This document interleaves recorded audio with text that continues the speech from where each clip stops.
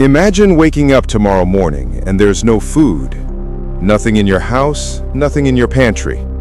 Your children's stomachs growl, your elders' eyes dart anxiously, and your heart pounds with a mix of fear and desperation.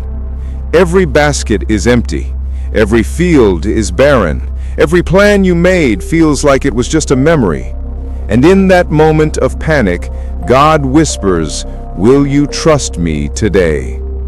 The solution is invisible. The challenge seems impossible. But the Creator of the heavens is asking you to take one step of faith. The Israelites had been wandering the wilderness for weeks. Weeks of scorching sun, shifting sands, and nights so cold they could see their breath in the moonlight. Hunger had become a constant companion. Children whimpered softly, too ashamed to cry aloud, while parents whispered prayers no one could hear. The endless expanse of sand stretched like a warning, reminding everyone of what was lost and what might never return. Murmurs of discontent had begun to rise. Adults who had once held their heads high now muttered, "Why did you bring us out here? We're going to die before we see the promised land. Food is gone, water is gone, hope is gone." The air was thick with anxiety, frustration, and fear, winding through the camp like smoke from a fire. It reached Moses' ears at every turn, yet he moved calmly among the people, knowing that fear was loud but temporary, and that God's plan was louder still. Moses climbed to the top of a small rise overlooking the throngs of Israel. He surveyed the camp, families huddled by the few fires they could kindle, children clinging to their mothers, elders leaning on staffs, eyes hollow with uncertainty. Hands that once held weapons now clutched empty bowls, hearts gripped with despair. The weight of responsibility pressed on Moses' shoulders. Every complaint, every cry, every whispered accusation, he bore them all, and yet he did not despair. Faith had taught him patience, and obedience had taught him courage. He knew what the people had forgotten. God's timing is never late. God's provision is never absent. All that was required was faith, the kind that blooms in impossible places. He lifted his arms to the sky, voice barely audible over the desert wind. "Lord, show them your provision. Remind them that you are their God. Feed your children today." For a long moment, silence answered him. The wind seemed to halt, as if the desert itself was holding its breath. Then, soft as a whisper, yet strong enough to pierce the hearts of the faithful, God's promise came.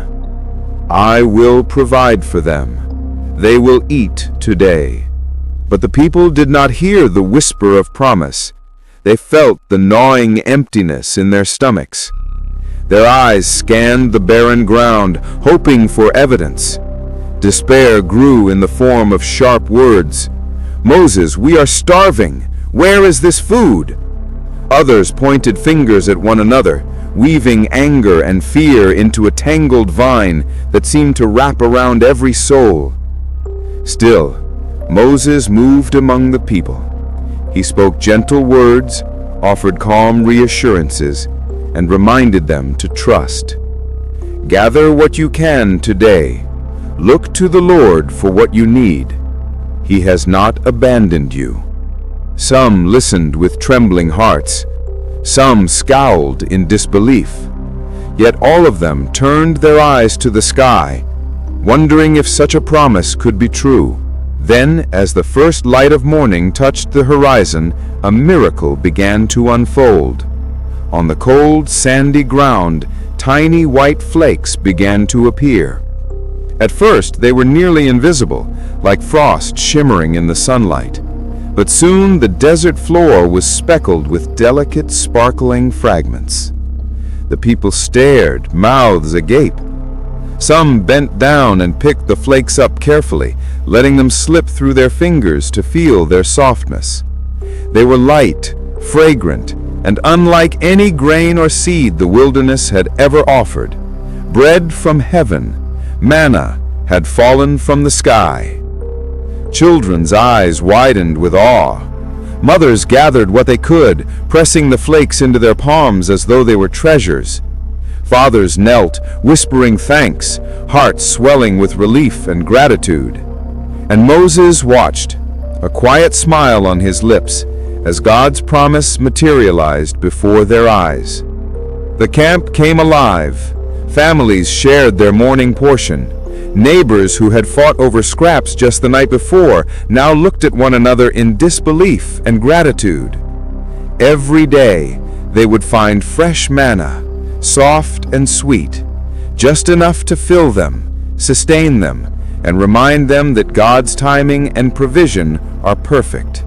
Elders walked among the people, recounting stories of the past, of Egypt and the plagues, of the Red Sea, of water from rocks, and now of bread from heaven. Every miracle layered on top of the last, forming a tapestry of God's faithfulness. Hunger had met hope, fear had met provision, desperation had met deliverance. Yet even in the midst of awe and gratitude, tension lingered. Some doubted, wondering if this manna was enough. Others whispered fears. Will it last? What if tomorrow it doesn't come? But those who trusted in God's promise moved through the camp differently, with a serenity that could not be explained by empty baskets or fleeting luck. They had glimpsed the invisible and found it real. Moses continued to lead the people with quiet strength. Each day he reminded them to gather only what they needed. Some tried to hoard the manna, taking more than necessary, and discovered by sunset that the excess had withered, useless and brittle in the sun. God's provision was always perfect, not too little, not too much. Each morning they were called to trust again, to depend anew, to follow instructions, to walk step by step with obedience. By the third day, the Israelites began to notice another layer of the miracle. On the sixth day, they would find double the portion, enough for Sabbath rest. On every other day, the manna would not spoil overnight. The rhythm of God's provision taught them patience, obedience, and the reliance that comes from seeing a faithful hand in even the smallest details. Their faith, once tested by hunger and fear, now grew with each morning's miracle. Children laughed as they played with their tiny discoveries. Women prepared the manna into cakes and porridge, sharing with neighbors and strangers alike. Men who had complained about the desert now marveled at the order and precision of God's supply.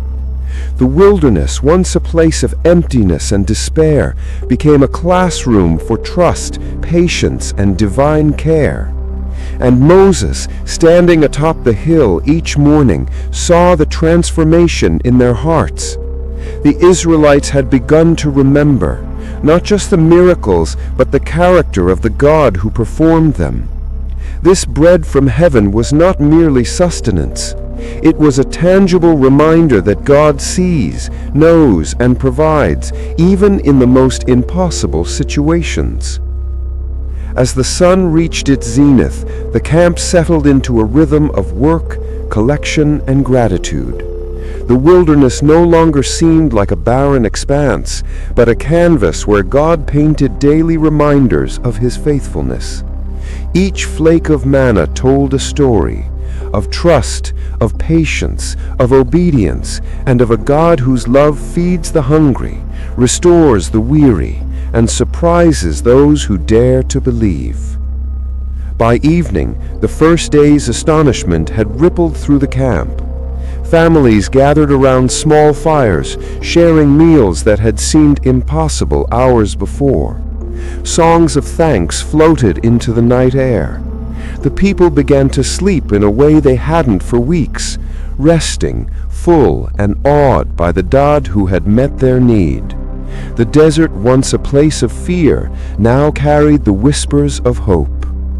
And yet, as darkness stretched over the sands, Moses knew the test was not over. Faith is not measured by one miracle, but by continual trust. Tomorrow would come. Hunger might return. Doubt might rise again. But the God who provided today would provide again, each day, in ways visible to the faithful and invisible to the fearful. And the Israelites would be called to remember, to trust, and to follow, not for bread alone, but for the God who provides it. The sun rose again over the vast, shifting sands of the wilderness. The Israelites stirred in their tents, stretching limbs stiff from the night. Some rolled out sleeping mats and rubbed their eyes with exhaustion. Others whispered prayers of gratitude, remembering the miracle that had filled their baskets the day before. And yet fear lingered like a shadow, for hunger had a voice and doubt had ears. Moses stepped from his tent, staff in hand, and surveyed the camp. The morning air was crisp, carrying the faint scent of sand and dew. Children blinked sleep from their eyes, scanning the ground for the first signs of manna. Adults gathered, murmuring among themselves, "Will it come again? What if today it doesn't appear? How can a people survive on flakes from heaven?" Hearts wavered between hope and fear. Faith was still a fragile thing, like a small flame flickering in the wind. And yet Moses trusted. He trusted the voice that had whispered in the quiet of the desert, "I will provide for them." Then, as the sun broke the horizon in streaks of gold and rose, the miracle began once more. A delicate shimmer appeared on the sand, almost invisible at first. People squinted, uncertain. But soon the flakes spread across the ground, glistening like frost in the early light. The air seemed to hum with a quiet energy, the desert alive with God's presence. The Israelites paused, eyes wide, some bending down, fingers brushing the soft, fragrant flakes. Breath caught in their throats. Children squealed with delight. Mothers gathered the manna into baskets, and men looked on in awe, disbelief etched on their faces. The impossible had become reality once again. God had provided. Yet, as hope spread through the camp, the whispers of doubt did not vanish. A few gathered secretly, attempting to hoard extra flakes, thinking themselves clever. But by midday the excess had melted under the sun or spoiled, proving that God's provision was perfect, not too little, not too much, and always sufficient for each day. The rhythm became apparent. Every morning manna would appear. Every day the Israelites were called to trust God's provision, and the lesson was hard but clear. Obedience and dependence were as essential as bread itself. By the fifth day, a sense of routine had settled over the camp. Yet with routine came a subtle tension. Some of the people began to complain about the manna's taste, its uniformity, its ordinariness. "It is just flakes day after day," they murmured. "Where is the variety? Where is the richness of the land we left behind?" But Moses reminded them gently, Trust in His provision, for He is faithful. And then came the sixth day, the day that would challenge their faith and teach them endurance. When they rose that morning, the manna appeared in twice the amount. Mothers gasped, fathers furrowed their brows. Some of the Israelites panicked, unsure why God had provided so much at once. Perhaps it will spoil. Perhaps tomorrow there will be nothing. They argued and debated, their fear turning provision into suspicion. Moses called them together. "Gather what you need, each according to your household. Remember, this is the Sabbath tomorrow. Do not attempt to gather more than needed. Trust in God's plan, for He gives you what is sufficient." They obeyed, albeit reluctantly, and by sunset, all fear turned to amazement. The extra portion gathered that day would not spoil overnight. The people realized that God's care extended beyond the ordinary, stretching even into the rhythm of their rest. The Sabbath would come, and with it a day of peace, free from labor and worry.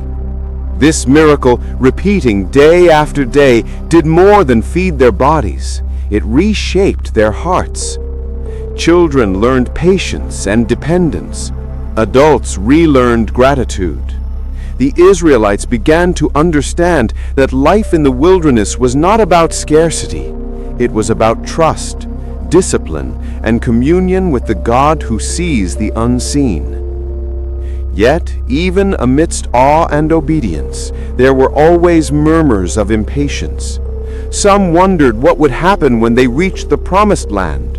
Others envied the flocks and herds they had left behind, longing for the familiar comforts of Egypt. The desert was testing not just their stomachs, but their hearts, their humility, and their willingness to rely fully on God. Moses continued his daily walks through the camp, observing the people. He saw children laughing as they shared their morning manna.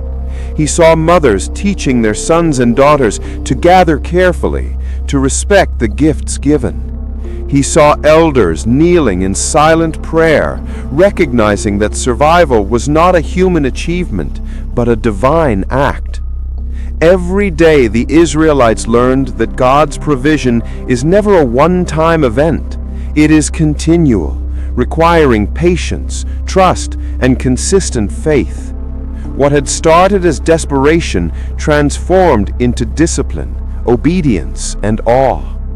The people began to live in the rhythm of God's care, waking each morning to receive, trusting through the day, resting in His faithfulness at night.